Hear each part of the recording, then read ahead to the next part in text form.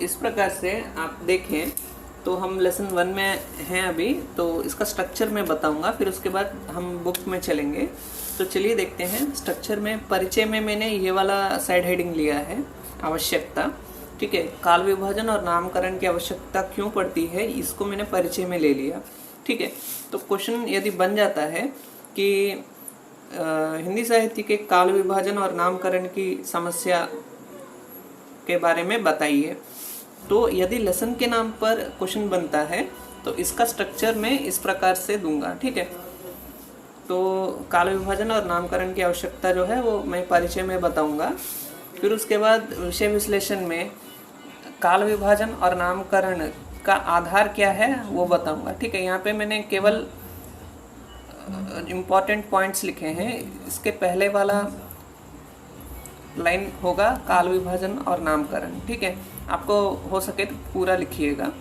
ठीक है, मैंने आपको समझाने के लिए संक्षिप्त में लिखा है। ठीक है, तो काल विभाजन और नामकरण का आधार क्या होगा वो मैं विश्लेषण में बताऊंगा। ठीक है, फिर उसके बाद काल विभाजन और नामकरण की समस्या क्या है वो बताऊंगा, प्रयास कितने हुए वो बताऊंगा, विवाद क्या है वो भी विश्लेषण में बताऊंगा। ठीक, फिर उसके बाद निष्कर्ष में कौन से पॉइंट्स को आप बताएंगे।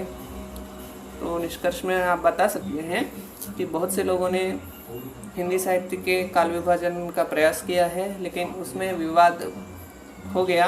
उसका मुख्य कारण क्या रहा, ठीक है, वो सब बता के आप एक पैरास का निष्कर्ष बताएंगे, कंक्लूड करेंगे अपने आंसर को, तो बहुत अच्छा आंसर बन जाएगा। ठीक है, तो ये सभी पॉइंट्स आप थोड़ा समझ के चलिए। यदि किसी एक पॉइंट पर भी क्वेश्चन बन जाता है, जैसे हिंदी साहित्य के काल विभाजन और नामकरण की समस्या क्या है वो बताइए, यदि ऐसा भी कोई पर्टिकुलर क्वेश्चन बन जाता है तो भी आप इस मेथड में आंसर लिख सकते हैं। ठीक है, नहीं तो आपका कोई मेथड है आंसर लिखने का तो उसमें भी आप आंसर लिख सकते हैं। इम्पॉर्टेंट तो ये है कि कंटेंट आपका अच्छा होना चाहिए, समझ में आने जैसा लिखना चाहिए बस। ठीक है, तो चलिए चलते हैं लेसन में। तो हेलो स्टूडेंट्स, अभी हम आपका जो लेसन नंबर 1 है काल विभाजन और नामकरण की समस्या, इसके बारे में बात करने वाले हैं। तो आप में से बहुत से लोगों ने आपके बुक्स जो हैं देखे होंगे। आपको लगता होगा कि बहुत बड़े बुक्स हैं, इसमें तो बहुत ही बड़े टॉपिक्स हैं, ऐसा आपको लगता होगा। लेकिन बात यही है कि आपको कहानी समझना है। ठीक है, आप कोई मूवी देखने जाते हैं तो उसमें बहुत गाने होते हैं, बहुत उसमें घटनाएं होती हैं कहानी में। ठीक है, लेकिन इम्पॉर्टेंट क्या है, इम्पॉर्टेंट ये है कि उसका सारांश आपको समझना है। ठीक है, ऐसे ही ये भी।